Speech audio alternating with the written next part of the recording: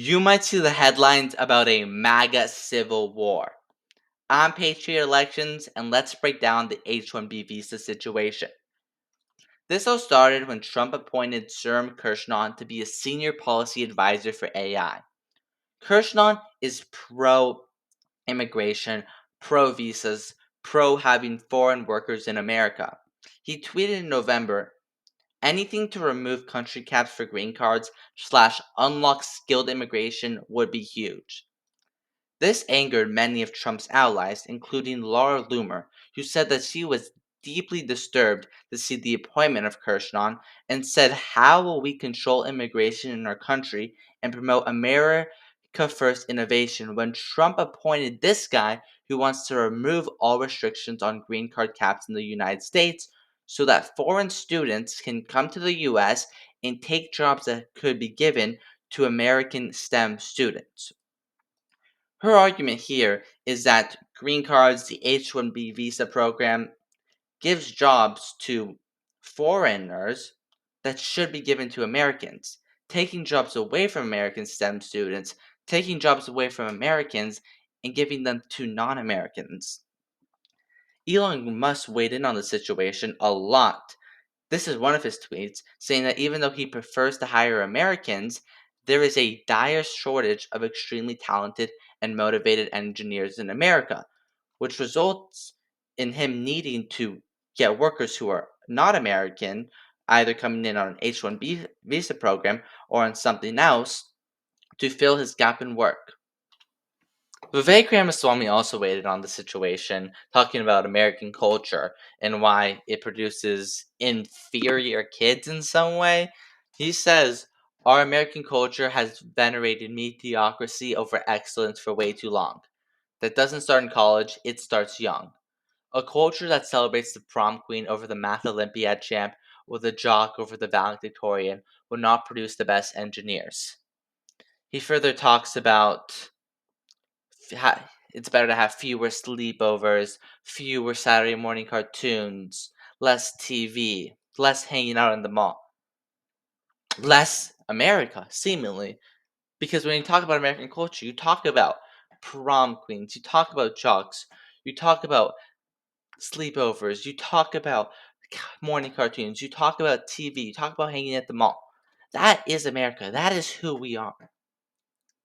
But Vivek seemingly doesn't understand that, and he seemingly wants our entire life's purpose not to be to celebrate our rich culture, but to be to work, to be engineers, to be wired like that, to be doing math competitions when you're 3 years old or something.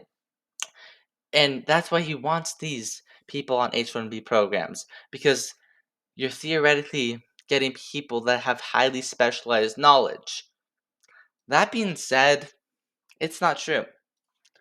Look at the H1B pay versus the median pay for these jobs in America. But pay attention to this column, the difference column. Almost universally, the H1Bers get paid less than the Americans. And when you think about that, it gets worse. Because not only are they less skilled than Americans, but they're cheaper. And if they're cheaper, companies would rather hire them than hire Americans. And that's the big concern with these H1B visas is that companies are hiring those people instead of hiring Americans because the Americans are too expensive. Nikki Haley weighed in on this, saying that there is nothing wrong with American workers or American culture. The people over here, the people who should be replaced by over here, according to Vivek, and that's who she responded to. Vivek talking about how American culture was seemingly inferior.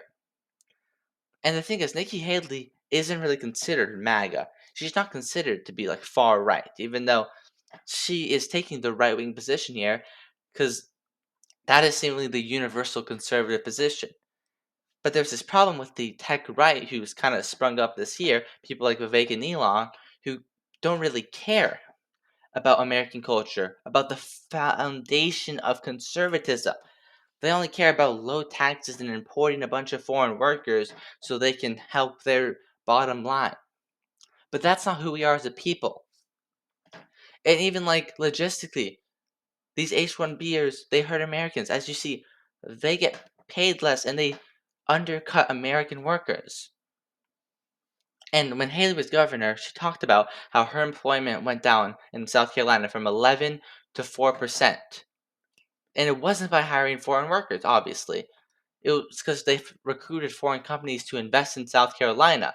But they kept the South Carolinians in their tech schools for these new jobs. What they did is they got their workers to work. They put their people to work.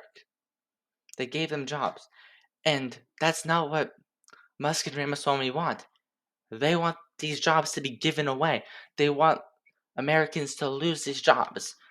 JD Vance concurred with Haley here, saying making it affordable for a hardworking young person to afford a family is the core of America first. Too many have bought the lie that the path to prosperity is to flood the nation with cheap labor, and the next administration will fight for American workers, not workers to be undercut by H1Bers, American workers. And luckily, because Vance is seemingly the most powerful person in the Trump administration that weighed in, this is probably what's going to happen. We're probably not going to flood the nation with people on H1B visas, which means Americans can keep their jobs and Americans can continue to be paid high. By the way, speaking of all these tweets, make sure to follow me on Twitter at RealAPElections. Anyways, to Donald Trump's position, which is mostly speculation, he hasn't talked about it now, but let's look at the past. In 2016, he posted, "The H1B program is neither high skilled nor immigration. These are temporary foreign workers imported from abroad for the explicit purpose of substituting for American workers at a lower pay." I already explained that over here. I remain totally committed to eliminating rampant, widespread H1B abuse and ending the outrageous practices such as those that occurred at Disney in Florida, when Americans were forced to train their foreign replacements. Think about how bad that is. I will end forever the use of H1B as a cheap labor program and institute an absolute requirement to hire American workers first for every visa and immigration program. No exceptions. And Trump stayed true to his promise. In 2020, he unveiled long anticipated restrictions on H1B guest workers program. And that's what will happen in the next Trump administration. Trump will continue to be committed to American workers. Anyways, thanks so much for watching. Make sure to like, subscribe, and hit the notification bell to be notified for all future videos. Patriot Elections out.